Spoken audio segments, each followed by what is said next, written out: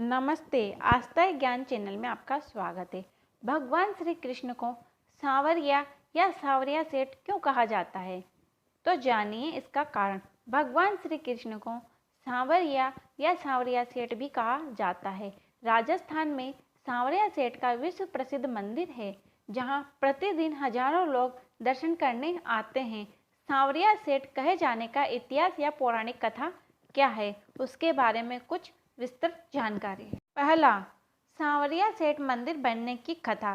किंवदंतियों के अनुसार मीराबाई सांवरिया सेठ की ही पूजा किया करती थी, जिन्हें वह गिरधर गोपाल भी कहती थी। मीराबाई संतों की जमात के साथ भ्रमण करती थी, जिनके साथ ही श्री कृष्ण की मूर्तियां रहती थी। दयाराम नामक संत की जमात के पास भी ऐसी ही मूर्तियां रहती थी। एक बार औरंगजेब की सेना मंदिर में तोड़फोड़ करते हुए मेवाड़ पहुंची और वहां पर उसकी मुगल सेना को उन मूर्तियों के बारे में पता लगा, तो वह उन्हें ढूंढने लगे। यह जानकर संत दयाराम ने इन मूर्तियों को भाड़सोड़ा की छापर में एक वट वृक्ष के नीचे खड्डा खोदकर छिपा दिया। फिर 1840 में मंडपिया ग्राम निवासी भोला राम गुज्जर नामक ग्वाले को सपना आया कि भादसोड़ा बागुड़ गांव की सीमा के छापर में भगवान की 4 मूर्तियां भूमि में दबी हुई है। सपने के बाद भूमि की उस जगह पर खुदाई की गई तो सभी को आश्चर्य हुआ। वहां से एक जैसी 4 मूर्तियां निकली।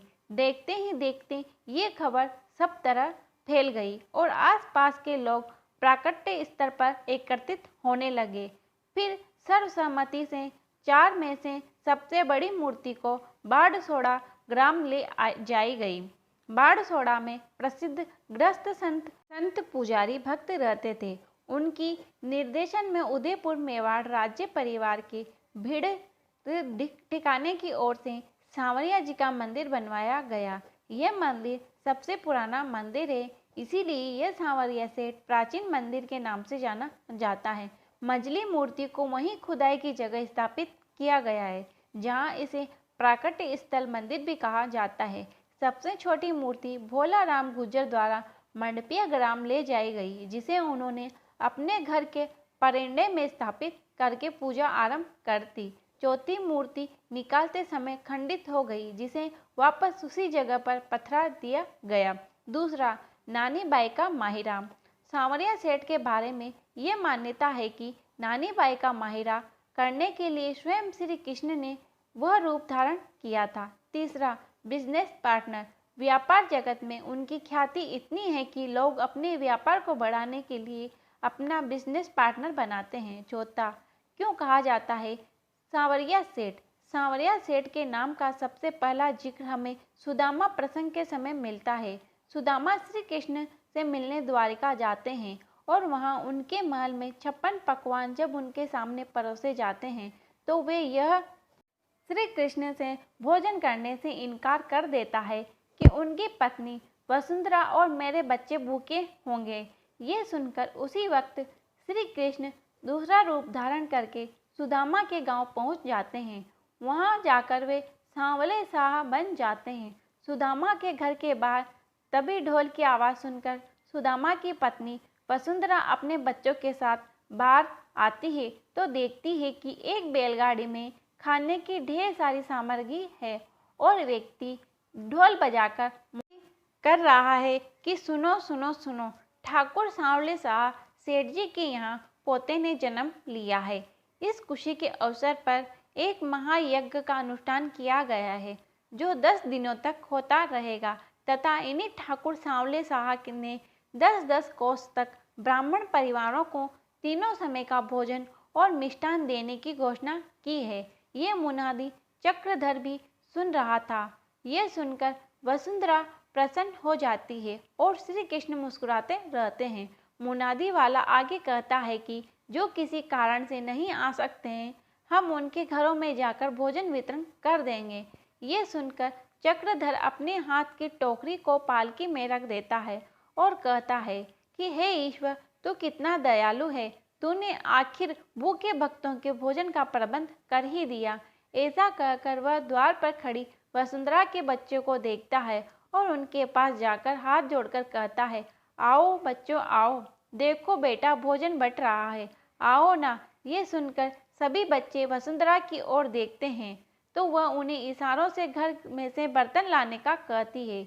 एक बच्चा एक भगोना ले जाता है, फिर चक्रधर उन्हें बैलगाड़ी के पास ले जाता है तो वसुंधरा द्वार पर ही खड़ी ये दृश्य देखती रहती है। चक्रधर उनको बैलगाड़ी पर खड़े एक व्यक्ति से भोजन दिलवाता है।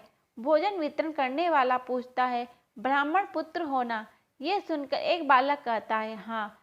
तब वो कहता है कि इतनी थोड़ी सी खीर से क्या होगा, कोई बड़े भांडे बर्तन ले आते, घर में कोई बड़ा नहीं है।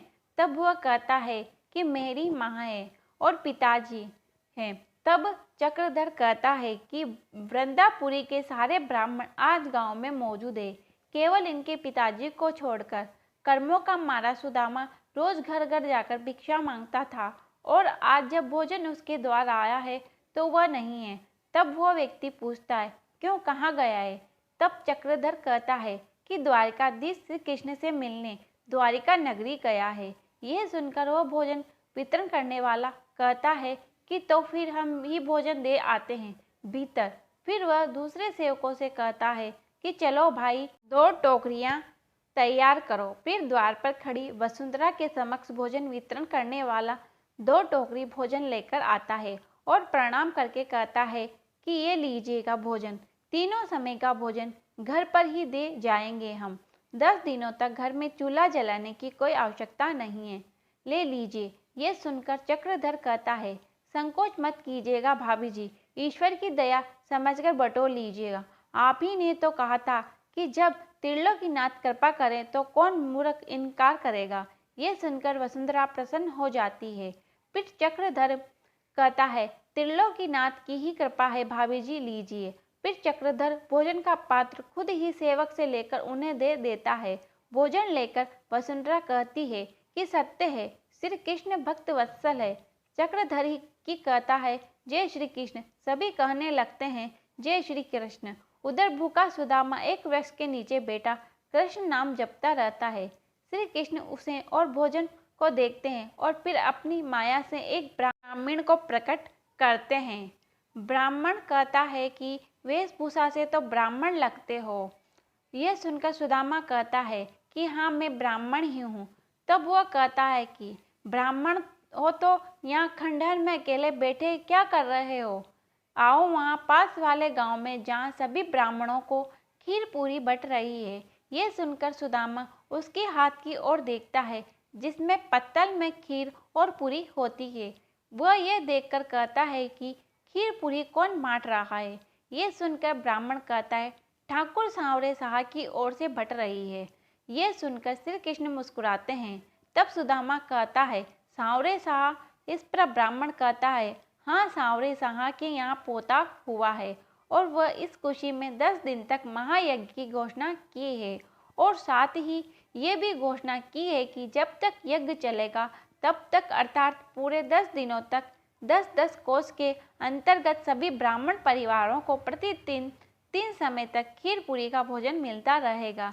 ये सुनकर सुदामा प्रसन्न हो जाता है। फिर वह ब्राह्मण कहता है कि वह क्या माया महादानी है सांवरे शाह, आज 2 दिन से 10 कोस तक किसी ब्राह्मण के यहाँ चूल्हा नहीं जला होगा। रथों में भर भर कर खीर और पूरी हर ब्राह्मण परिवार के यहाँ पहुँची जा रही है। यह सुनकर सुदामा पूछता है, 10-10 कोस तक हर गांव में? तब तक ब्राह्मण कहता है, हाँ, हर गांव में। ब्रह्मांडवाड़ी, समता नगर, मेरपुरी, जनकपुरी, सभी गांवों में। यह सुनकर सुदामा पूछता है, वृंदापुरी में? यह सुनकर सुदामा प्रसन्न हो जाता है। फिर आगे वो ब्राह्मण कहता है कि मेरे सामने हर ब्राह्मण परिवार को बुला बुलाकर खीर पूरी दी गई है। वहाँ का हर एक ब्राह्मण झोली भर भर के ले गया, परंतु केवल एक ब्राह्मण उपस्थित नहीं था वहाँ गांव में। यह सुनकर सुदामा पूछता है, कौन नहीं था? तब वह कहता है कि लोग कह रहे थे कि सुदामा नाम का ब्राह्मण उपस्थित नहीं था गांव में। यह सुनकर सुदामा कहता है, सुदामा? तब तो वह ब्राह्मण कहता है, हाँ सुदामा, क्या आप जानते हो? तब सुदामा कहता है, मैं ही तो हूँ वह अभागा ब्राह्मण। तब बड़ा ब्राह्मण कहता है, सभी को खेद था कि ऐसे समय नहीं है सुदामा। तब सुदामा कहता है कि अरे मेरी चिंता छोड़ो, ये बताओ कि मेरे बच्चों पत्नी को भोजन मिला कि नहीं। ये सुनकर ब्राह्मण कहता है, क्या बात कर रहे हो परवर, आपके परिवार की आत्मा तृप्त हो गई होगी खीर पूरी खाकर। यह सुनकर सुदामा अति प्रसन्न हो जाता है। फिर वह ब्राह्मण कहता है कि मेरे सामने सांवरे शाह के सेवकों ने आपके पत्नी और बच्चों को खीर के दोने भर भर के दिए थे। यह सुनकर सुदामा श्री कृष्ण जपने लगता है और आगे वह ब्राह्मण कहता है कि आपके 4 बच्चे हैं ना। तब सुदामा कहता है कि हाँ। ये सुनकर ब्राह्मण कहता है, सभी की आत्मा तृप्त हो गई और 10 दिन तक ऐसा ही चलेगा। ये सुनकर सुदामा प्रसन्न होकर श्री कृष्ण नाम जपने लगता है और कहता है, हे कृष्ण कन्हैया, हे मेरे पालनहार, तेरी लीला बड़ी न्यारी है। अरे भाई, तुमने यह बात कर मेरी सारी चिंता दूर कर दी। मैं तो इसी विचार से स्वयं भोजन नहीं कर रहा था कि मेरे बच्चे भूखे हैं, मैं कैसे खा लूँ। तब वो ब्राह्मण कहता है, अब ये चिंता छोड़ो परवल, वो परम आनंद में है। अब अपनी भी भूख मिटा लो। चलो पास वाले गांव में, मैं तो आपको ले चलता हूँ और खीर पूरी दिलवाता हूँ, चलो। यह सुनकर सुदामा कहता है कि हाँ हाँ चलो। सुदामा जाने लगता है। तभी ग्रामीण वेश में मुरली मनोहर बनकर श्री कृष्ण को उनके साथ की यात्रा करते आए थे वे कहते हैं, अरे अरे ये क्या। ये सुनकर सुदामा रुक जाता है और फिर श्री कृष्ण कहते हैं, बड़े सुदामा को बड़े चाव से खाना खिलाते हैं और उसकी भूख की तृष्णा मिटाते हैं और खाना खा के सुदामा सकुचाते हुए उसे भी लेकर खा लेते हैं। तब श्री कृष्ण दूसरा लड्डू देते हैं और कहता है, बस बहुत खा लिया, अब और नहीं खाया जाएगा। मानो आत्मा तृप्त हो गई है, बहुत दिनों के बाद खाने से का आनंद आया है। ये सुनकर श्री कृष्ण कहते हैं, चलिए आप हाथ धोइएगा, मैं बिछौना लगाता हूँ। ये दृश्य देखकर रुक्मणी श्री कृष्ण से कहती है, वाह प्रभु वाह, धन्य हैं आप और आपकी लीला। क्या क्या रूप धारण करना पड़ता रहता है आपको, कभी सांवरे शाह तो कभी कभी मुरली मनोहर। एक मित्र के खातिर आपको भी क्या क्या जतन करने पड़ रहे हैं। जय श्री कृष्ण।